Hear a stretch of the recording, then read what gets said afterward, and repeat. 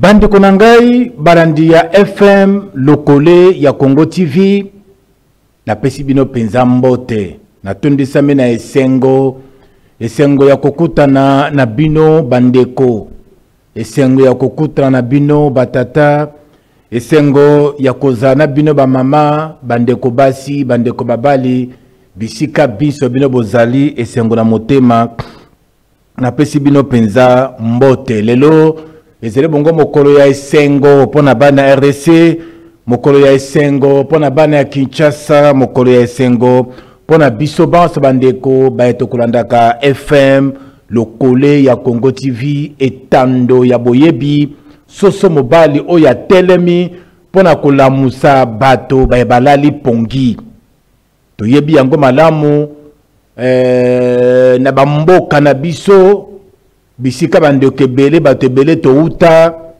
ezalaka soki bolalaki na butu, bolali na butu yambote tongo etana, yambote moye bima soso mobali alelaka, soso aleli pona koyebisa na bato tongo esi etani, ya bilanga bakende bilanga, ya ebale bakitane ebale koluka mbisi, bana ya kirasi bakende biteyelo, ya mimbongo bakende koteka, moto na moto akende na occupation na ye, soso ala musaka bilombe. Ndenge moko na FM lokole ya Congo TV to telemi lokola soso mobali na kati ya mboka na biso Congo, mosala na biso ezali ya kolamusa bana ya Congo, mosala na biso ezali ya koyebisa bino mambi matali mboka boyeba ndenge nini mboka na biso Congo démocratique ezali kotambola. Masolo ya lelo bandeko balandi na kaboli yango na biteni misato ya liboso penza tokotala bokutani oyo esalami kati na tata mokonzi ekolo Félix Antoine Tshisekedi Tshilombo pe mwana mboka Martin Fayulu Madidi. Tokotala likambo etali passeport biométrique oyo mokonzi ya mboka azwaki yango lelo, pe tokotala ya suka tokokende na ngambo ya Ituri tomeka kotala pe komituna ngambo wana bangambo ya Mahagi ezalaka kaka na RDC to bateka yango banguna babotra biso Mahagi to ezali ndenge nini tokomeka koloba yango na masolo ya mokolo ya lelo. Esalami lelo sima ya nzanga cet après-midi, Martin Fayulu Madidi azali mokambi ya ngombe ya politique bengami engagement pour la citoyenneté et le développement SID. Asalaki discours na ye mokolo ya lundi oti koleka awa na Kinshasa, discours ya plus ou moins 5 minutes. Na makambo ya lobaki ya motuya asenga ki bokutane koka kosalema kati na ye Fayulu Madidi pe mokonzi ya mboka Félix Antoine Tshisekedi Tshilombo. Maloba na ye eleki lokola nyoka likolo ya libanga te. Mokonzi ya mboka Félix Antoine Tshisekedi Tshilombo abongisaki koyamba ye mokolo ya lelo. Elekaki penza boni toleka na ngambo ya région finale epai mwana mboka Christian Banzolo azali pona kozwa bilili wana ya bokutani ya Martin Fayulu Madidi elongo na Félix Antoine Tshisekedi Tshilombo bongo tozonga na masona biso. Bakolo balobate ngomba na ngomba ekutanaka te kasi bato babalende bakutanaka. Nsima ya sukulu ya saraki ebandela ya poso yetu zelena yango mwana mboka Martin Fayulu Madidi. Mokambi engagement pour la citoyenneté et le développement SID asengaki ete yakutana na tata mokonzi wa ekolo Félix Antoine Tshisekedi Tshilombo mpo ya koluka makoki ya kobikisa bana ya Congo démocratique. Maloba ya Martin Fayulu Madidi elekaki lokola molinga ya likaya te. Mokolo mwa lelo sima ya nzanga tata mokonzi wa ekolo Félix Antoine Tshisekedi Tshilombo ayambaki bango lokola bilili bizali kolakisa kokota na ye bana ya Congo démocratique be bazalaki kati na sika yango batele ata mokonzi wa ekolo esengo ezalaki makasi komona ndenge Martin Fayulu Madidi na Félix Antoine Tshisekedi Tshilombo bayambanaki elembo ya kotalisa bondeko bomoko pe lisanga oyo ezali kati na bango ya solo omone tina bakolo balobate singa ya libota ebendanaka kasi ekatanaka te. Martin Fayulu Madidi elongo na Félix Antoine Tshisekedi Tshilombo balakisi solo te makanisi kati na politiki ekoki kokesene solo kasi bazali bana mboka bakoki kotika te Congo démocratique ezika na moto tombe kende na maboko ya bato basusu kokutana ya bango babale ezali elembo oyo ezali kolakisa te mikolo mizali koya République démocratique du Congo ekokende na ndenge ya malamu penza oyo elonga te lokole ya Congo ndakisa ya mbongwana. Matonde mingi Christian Banzolo pona bilili ya bokutani ya mwana mboka Félix Tshisekedi Tshilombo na mwana mboka Martin Fayulu Madidi oyo azalaki longona secrétaire général ya SID Devos Kitoko mokambi ya ADD Congo mwana mboka Prince Penge descendant ya Patrice Emery Lumumba pendeko Lexus Regal pe na mama oyo azalaki na sima na bango na yebiki masolo oyo racontre oyo bato bako komate yango na ndenge na bango bien avant tango Fayulu asalaki discours na ye bato bapesaki makanisi na bango tout à fait normal akei koluka mosala bazalaka bato moko d'ailleurs Fayulu ayaka na poto awa mosala te eloko moko te bisika avandaka na bana na ye na libota na ye azalaka supporter na gouvernement ya Kinshasa moto na moto akopesa makanisi na ye na ndenge na ye mais pona FM lokole ya Congo TV to saluer racontre oyo to beti maboko pona bokutani oyo biso tozali babantu tokoki kosala feti te na tango ndako ya moninga ezali kopela moto na koleka soki ezali sikoyo na kati ya ndako na biso moko likambo soki ezali tokofanda toyokana tobimisa oyo ezali na kati ya mitema na biso tosolola mbunzu na mbunzu yo loba ngai mpe naloba toluka nini tokoki kosala mpo na komema kimia na kati ya mboka bokutani oyo tobeteli yango maboko boye nde ezalaka mibali bazalaka nde boye mbula te ebeti suka esilaka me toboye nde baagenda kashe ezala na kati toboye nde mayele mabe ezala na kati me kotala forme ya bokutani oyo ndenge yango esalami tokanisi te lobi ya RDC ebombeli biso basurprise ya malamu basusu balobi racontre lakisi déjà que Martin Fayulu akokozala premier ministre sima ya Judith Suminwa na gouvernement Union nationale oyo mokonzi ya mboka alakaki. Voyons voir ndenge yango ekoleka na kati ya mboka na biso bana mboka nde bakutani. C'est ça le sanga motuya ya penza bana ya mboka bakutani basololi makambo etali mboka ezali akokende na CCT bokutane bongi na bato maboko ezali pembe bato ya maboko na etonde makili ya bakongolais eza penza kitoko mingi te bomi bato ti na simo yo tofanda tosolola otangisi makili ya bandeko na yo oforce racontre ya masolo eza na tina te pourtant bokofanda bokosolola siko bato wana bobomaki bakozonga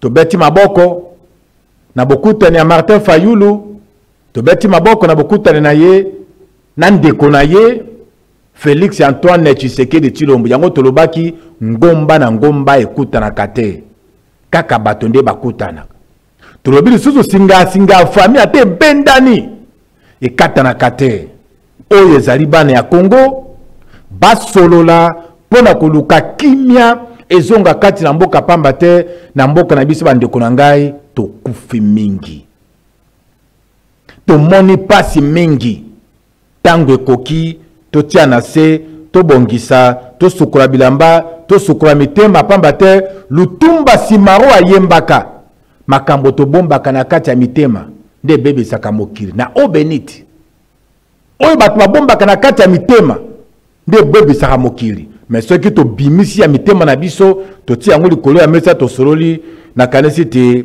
makambo koleka penza malamu na kati ya mboka na biso likamba mibale bandeko balandi banda Maréchal Mobutu Sese Seko akenda Mzee Laurent Désiré Kabila azwi bokonzi mibu minei Joseph Kabila Kabange aya azwi bokonzi mibu zomi na mwambi Félix Tshisekedi Tshilombo aya azwi bokonzi mibu mitano abakisi lelo mobu moko na ndambo yango oyo Congolais azalaka na carte d'identité te banda Mobutu akende tozolanda 30 ans tozalaka na carte d'identité te tokomande kotambola na carte d'électeur yango ekomana esika ya carte d'identité na moya lelo na mboka na biso tozali na kokoso na difficulté ya koluka koyeba nani azali congolais nani azali mopaya mokanda ya leta ezalaka te mokanda ya leta oyo azali kolakisa mpenza ke oyo mwana ya Congo tozalaka na yango te ezalaka te tokanisaki kutu bokonzi ya oyo eleki soki lokola yango eleki bakonzi ya sika bayei bakosala mpenza na lombangu tozwa yango me kino lelo carte d'identité ezalaka te me tomoni lelo milulu esalami ya kopesa passeport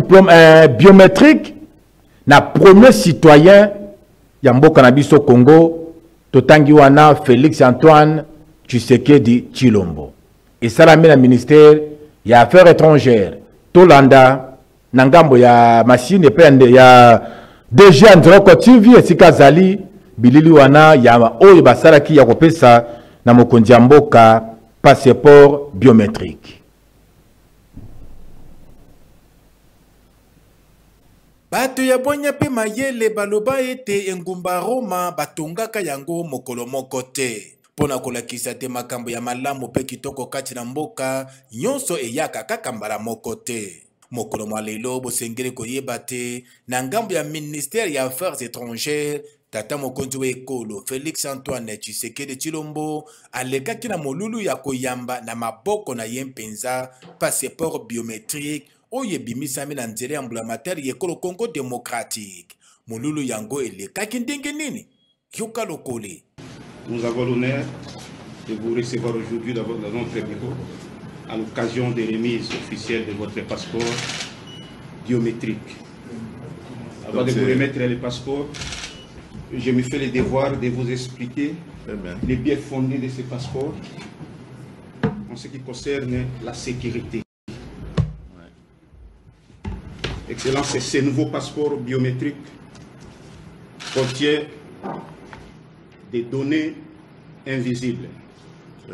Ces données invisibles à l'œil nu, mais avec une lumière noire, vous pouvez voir ça. Vous voyez l'emblème de la RDC.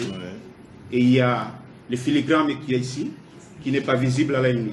C'est ça. Mais avec cette lumière noire, vous voyez, il y a le filigrane qui se voit. Voilà. Et ce passeport est accompagné par Emmanuel.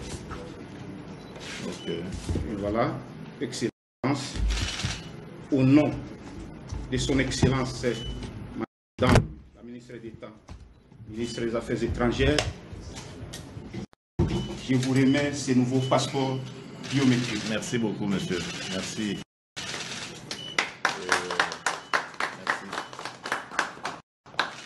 Bosimba ete passeport biométrique oyo okoki kozwa yango na $75 américains. Lokole ya Congo ndakisa ya mbongwana.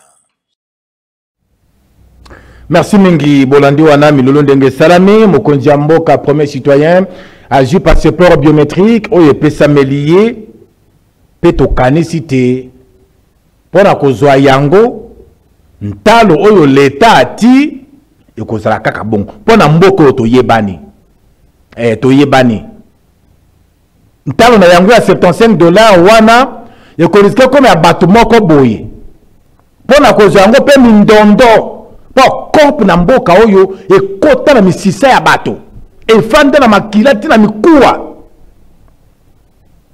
toyebi mpona kozwa passeport na mboka oyo ndenge yango esalemaka tokanisi ke mbala oyo lokola ezali ya sika makambo manso makobongisama efacilite bandeko makoki kozala bazwa yango na pete nyonso na mindondo te mpo na Congo toyebani na Congo toyebani na Congo toyebani na Congo toyebani na makambo etali COP lelo pena na kokende mosika te po bon epe na misato bandeko balandina na lobaki makambo ya mboka na biso tokendela ngambo ya maagi tokendela maagi totala makambo ndine ezoleka kuna ava tosukisa émission na biso ya lelo. Christian Banzolo. Ici où vous me voyez, je suis à l'aérodrome de Mahagi. Mahagi, c'est un territoire de la province de l'Ituri qui est situé à la frontière avec l'Ouganda, à plus de 200 km de la ville de Bunia. Alors, je suis venu ici, je voulais visiter l'aéroport, notre aéroport congolais de Mahagi. Qu'est-ce que je trouve? Je trouve l'armée ougandaise qui a encerclé cet aéroport. Et l'armée ougandaise, c'est elle qui contrôle tout mouvement, toute entrée, toute sortie dans l'aéroport. Je n'ai vu aucun militaire congolais, je n'ai vu que des militaires ougandais lourdement armés. Et qu'est-ce qu'ils nous disent? Ils nous disent, nous ne pouvons pas accéder. Un militaire ougandais me refuse l'accès, moi congolais, dans mon propre pays. Monsieur le président Félix, est-ce que vous pouvez nous expliquer cette histoire, c'est quoi? Est-ce que vous avez vendu une partie de notre territoire aux Ougandais ou comment? Comment on peut nous expliquer que des militaires ougandais lourdement armés prennent le contrôle d'un aéroport en fonction? Je rappelle que cet aéroport fonctionne, des avions viennent de Bunia pour ici. Et c'est des Ougandais qui font la loi sur un aéroport congolais où je n'ai vu aucun militaire congolais. J'ai regardé, j'ai cherché, pas de militaires FARDC, c'est des militaires ougandais lourdement armés. Quelqu'un peut nous expliquer ça? Lorsque moi j'ai dit qu'il ne s'agit pas de coopération que nous faisons ici, qu'il s'agit d'une invasion ougandaise malheureusement cautionnée par notre gouvernement, on ne m'écoute pas. Voilà les preuves, monsieur le président. L'officier ougandais qui sont allés chercher, parce que j'ai dit moi je dois accéder dans ça, je dois entrer, caméra à l'appui, je dois y entrer. Ils ont dit tu peux pas. Ils ont fait venir leur officier, je ne sais même pas il est de quel grade. Il m'a dit ceci. Monsieur, tu ne peux pas accéder ici. J'ai dit pourquoi? Parce que cet endroit, c'est un endroit militaire. Je lui ai dit, moi, je ne suis pas venu visiter un camp militaire, je suis venu visiter l'aéroport de Mahagi dans mon pays. Il me dit, c'est moi qui fais la loi ici. Mais je peux t'arrêter si tu continues à parler. Et même, j'ai le pouvoir d'interdire même l'atterrissage d'un avion dans cet aéroport. J'ai dit, hein? Vous, Ougandais, vous avez le pouvoir d'interdire à un avion congolais d'accéder dans cet aéroport. Mais qui vous a donné ce pouvoir-là? On s'est chamaillé, je suis rentré. Monsieur le Président, c'est terrible, ça fait la honte que dans notre propre pays, nous ne pouvons plus circuler parce qu'il y a des militaires ougandais qui d'ailleurs, il faut les rappeler ici, que font ces Ougandais à Mahagi? À Mahagi, il n'y a pas de milice. Aucune milice à Mahagi. Il n'y a pas d'insécurité ici. Il n'y a rien qui justifie qu'on ait donné un aéroport de notre pays à des militaires ougandais. Il n'y a rien qui le justifie, monsieur le Président. Je suis là. Je suis venu de Kinshasa, je suis ici à Mahagi. Et c'est ce que j'ai vu. C'est que vous avez tout simplement vendu, cédé une partie de notre pays à des Ougandais. Et c'est une invasion qui est voilée sous une forme, on ne sait pas, de coopération. Je n'ai jamais vu une telle coopération, moi, depuis que j'existe. Je vous rappelle qu'au même moment où nous parlons, j'ai fait le territoire de Djougou où la milice CRP de Thomas Lubanga, Le Thomas Lubanga qui est hébergé par l'Ouganda, armé par l'Ouganda, nourri, logé par le gouvernement ougandais, est en train d'attaquer nos forces armées à Djougou. Plusieurs déplacés comme il y a plus qu'on en avait déjà à Djougou. C'est ça la coopération que vous nous parlez? C'est quel genre de coopération ça? Où vous laissez les Ougandais venir s'emparer de notre pays et au même moment ils alimentent l'insécurité chez nous et vous nous dites qu'on est dans une coopération. Monsieur le Président, voilà la situation. Merci Mingi. Toyoki, ndekondenga zali koloba. Makambe zali kosalema na Mahagi, na province ya Ituri. Aéroport congolais. Mais, bato bafandi ko contrôler yango ba Ougandais, ba militaire ougandais. Boko expliquer yango ndenge nini. Boko yebisa biso makambo oyo ndenge nini. Na kati ya mboka na biso, eteni moko ya mabele ya Congo, mais Congolais okoki kokota kuna te. Ba paya, ba étranger, nde bazele ko konza wana. Pour kota, il faut bango, ba pesa yo permission. To komi et pas wapi. Ba konzi boza na biso clair, faut pas yebisa biso bo sembo, bo teka eteni wana ya mboka to boni. Bo teka yango et pas ya nani. Na ndingisa nini? Bo soki bo teka yango te, boni ba militaire ougandais, ba kokota na Ituri na Mahagi, ko sécuriser aéroport ya Mahagi et puis ko pesa mitindo na territoire congolais. Ba konja Congo, boye bisabiso. Ba konja Congo boye bisabiso. Est-ce que ma pinga ya mboka na biso? Ba koki ko kati satana Congo Brazzaville en face awa. To na ifondo, to ba mboka ya ngamba Congo Brazzaville awa. Bakenda kopesa mitindo na mboka ya bapaya. Yango na bandaki koyebisira bino bandeko na ngai, il faut to lamuka na mboka oyo. Il faut to lamuka. Makambo mboka na biso kende bien te. Makambo zo kende mabe to kotia mai na monoko te. Makambo zo kende mabe ezo senga penda bana mboka to lamuka bakonzi na biso to tala bango mbundu na mbundu. Bazo sala nini? Balobaka nini? Est-ce que balobana bango na misala ekendaka de pair ou bien balobaka mosusu basalaka mosusu? Mboka nini oyo? Mboka ya ndenge nini oyo? Soki boteke yango boyebisa biso po toyeba po lelo oyo Mahagi ndenge wana bunaga na kutu tobosana kala masura bunaga na beta makalisusu te. Et c'est kendate tobosana yango. Ça c'est la vérité. Ba Congolais photo la muka. Makambo tozali komona lelo il fait pesa biso mayele. Toyebaka mikolo mizali koya. Tango tokotelema pona kokenda kopona banani tokopona. Nani tokopesa mokumba ya koyangira mboka. Nani tokopesa mokumba ya kotelema lokola moto ya liboso. Na kati ya mboka na biso boyete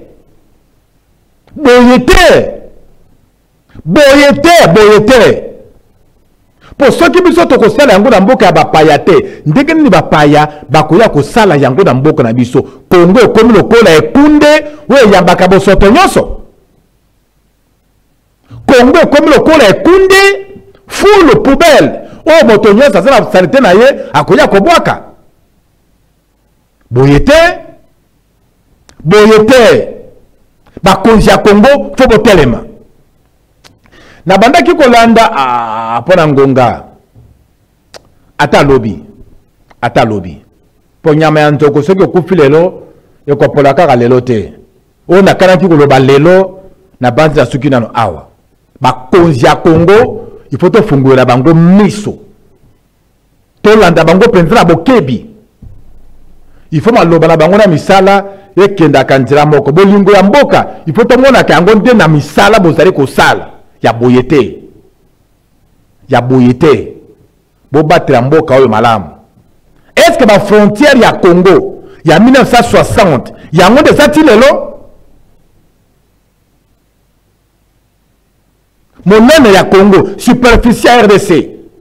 Ndenge tozwaki yango na maboko ya banoko na le 30 juin 1960 lelo ezaka kayango émission esili botikla malamu tokutani mbala ya sima. Merci.